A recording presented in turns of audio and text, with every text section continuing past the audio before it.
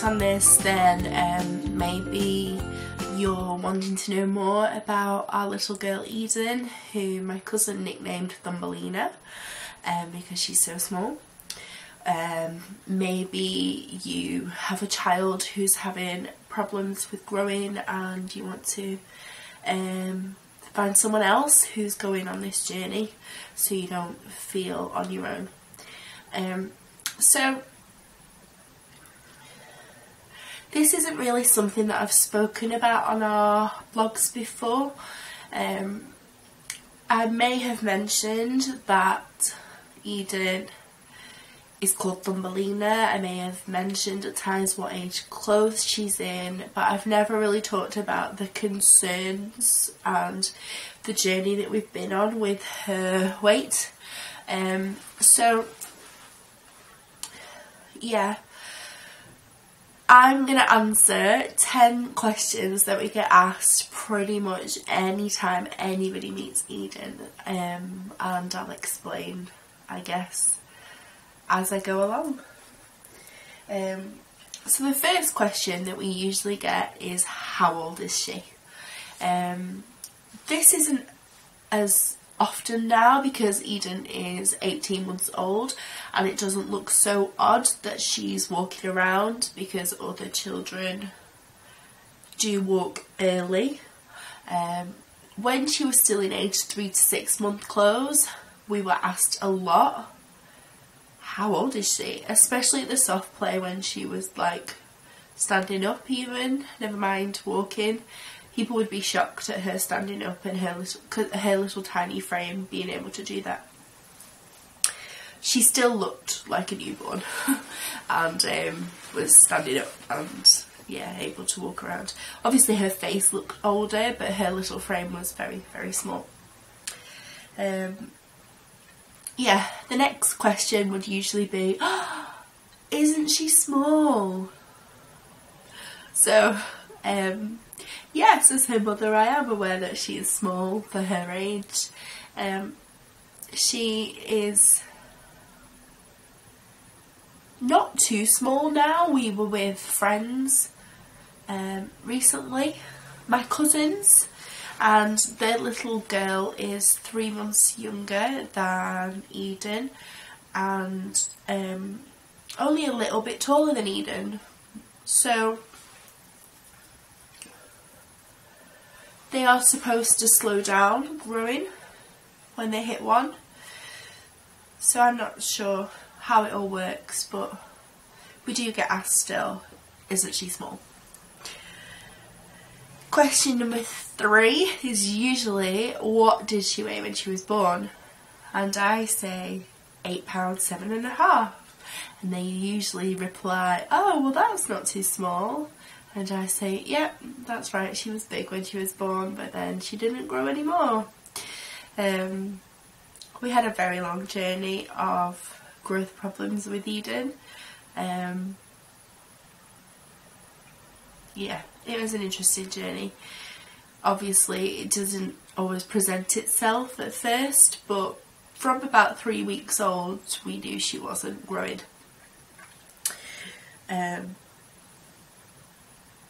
Yeah, which leads me to the next question that I get asked a lot now when people say, oh, isn't she small and what did she weigh when she was born?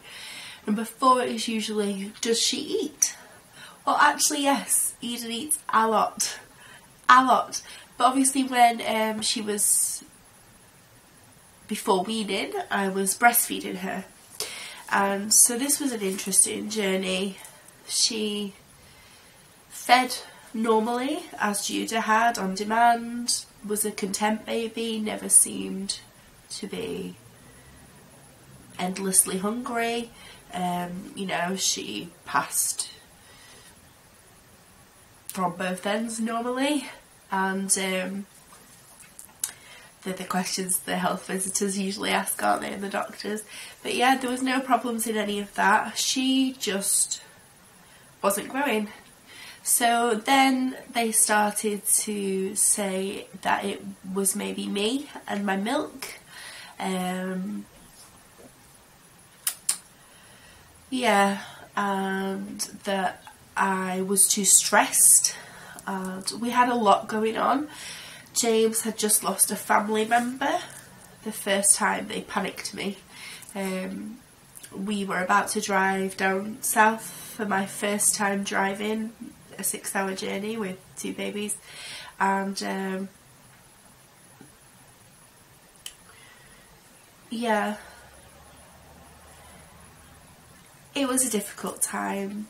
James, yeah, had lost his cousin, and we were moving house, and we had to go back down to attend the funeral as well, so there was a lot of comings and goings, and the health visitor basically told me that that was probably why my milk was thin, I think is how she put it. Sorry, I had a bit of an apple in my teeth. Yeah, she basically said that although I was having no problems producing milk, that my milk was like skimmed because I was rushing around so much, and she told me that I needed to rest more so that my body could recuperate and make fuller, fatter milk for Eden. So then obviously all the guilt starts. Oh, I'm awful, what a terrible mother, I'm the reason that my baby isn't growing. But by the time she started food, we realised that it doesn't actually matter how much she eats. She just doesn't grow. She eats so much, she eats more than any of the other children usually, especially in comparison to the size of her body. But like most days she physically actually eats more than the other children. And Isis is 9, but she still doesn't grow. Question number 5, have you been to the GP? Yes, I've been to the GP. Every time she went for her injections and they weigh them, she would be measured, and every single time the conversation would go something like this. They would weigh her and then they'd go, oh my goodness, this baby is so low on the scale. Oh no, you must see the doctor right now. Let me get you in for an emergency appointment. Walk out the room, go to reception, speak to a doctor. The doctor will see you soon. Take a seat. 40 minutes later, go to see a doctor. The doctor, oh, do all the normal tests that they do. This baby seems healthy. Plump skin, check her blood pressure, she's happy, no rashes, chest sounds clear, we'll keep an eye on her. Next time I come in to weigh her, the same process all again. Now this must have happened maybe 5 times, and every time I would leave upset because the health visitor's reaction would be so strong, like she was needed to go in an ambulance right this minute. But yeah, every time the doctor would just go, oh no, she's perfectly healthy. So yeah, on the 5th time this happened, they decided to refer us, urgent referral to the paediatrics department at the hospital. So yeah, then that journey started. It was 4 months before we got even a letter, so this is urgent referral. In this time I'm watching Eden learn to crawl, learning to stand, so I'm thinking there can't be that much wrong with her, and it can't be that urgent because they're not, you know, that fussed. And I would ring and ask, is it normal we've been waiting this long? Yes, it's normal. And I was like, but it's an urgent referral. Yes, it can take up to 5 months. Okay, then fine. Goodness knows what would happen if she was really ill. I guess it would go further up to the top of the pile or something. But yeah, so since then we've been to see the paediatrician a couple of times, maybe 3 times, and every time they take her blood and send it off for tests. And then this time they referred us to endocrine, which is the hormone specialist. So we went to see those. And I was so excited that Eden was finally growing at the moment that I was sure we would be signed off. But no, they decided that they're going to start a whole long-winded process of tests and talking growth hormones and things into her teens and later life, which was not the reaction I wanted at all. I left gutted, really, because I was so convinced they would sign her off and she was doing better because she's put weight on. But according to the GP, although she's now back on the weight scale, which was great, you know, the little chart they give them, when they did her height and weight, she would usually be extremely below the scale. But now she's back on the 9th centile.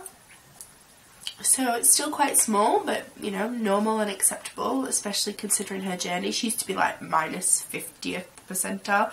Now she's on the 9th percentile positive, so that's good. But on the growth, on height, she's still like minus 50th percentile. So that's why they're referring us for all these tests. So I've kind of answered the next question, 6. What have they said is wrong with her? So at the moment, they've said a few things. They've said possibly celiac. They've tested her for having too much or too little cortisol, too much or too little thyroxine, and excuse me, I've got a cold. I should have a tissue. Now they've told us that they think she has a growth hormone deficiency. All those 3 hormones are made in the produced in the pituitary gland, so they're also thinking that maybe there's a problem with that, as Eden's results have fluctuated for those few things in the past. So they're on about scanning that as well, which I think would involve a CAT scan, so I don't know if they'd have to put my baby under to do that. I need to do research and I'm avoiding it at the moment because I don't want to feel sad. But we need to see if there's anything they can do to help her if they need to. It sounds strange, like my first reaction to her possibly having a growth hormone deficiency is, well, she's a girl, like if she's small it's not the end of the world, but obviously completely uneducated response to that, but apparently it can affect all of her muscles and development that way, so it can affect her doing sport or things like that. The next question I get asked is, how much does she weigh? I don't really weigh my babies now they're older, but I got asked that a lot when they were younger, and especially as she didn't really break out of the 10-pound mark till she was 1. So yeah, that's how much she didn't grow. She was just under 11 pound at the age of 1, so it's crazy. But she now weighs 18 pounds 13 ounces. They weighed her 2 days ago at the hospital. So you can see why I think that's great compared to her previous weights. The next question I get asked a lot is, what size clothes is she in? At the moment she's age 6 to 9 months clothes. She's just gone into age 6 to 9 month clothes, so I've just got rid of all of the age 3 to 6 month clothes that she was wearing for a year. So she's just starting to get some new clothes now. Question number 9, have they said what you can do about it? We now have to wait for a letter for an outpatient appointment at the children's ward where they will put a cannula in her hand and inject various different hormones and things throughout the day, and take her blood every 30 minutes after to check her responses to the hormones they put into her. So that sounds like a horrendous day for an 18-month-old, and I'm absolutely dreading it. And they're talking potential growth hormones into her teenage years and beyond, and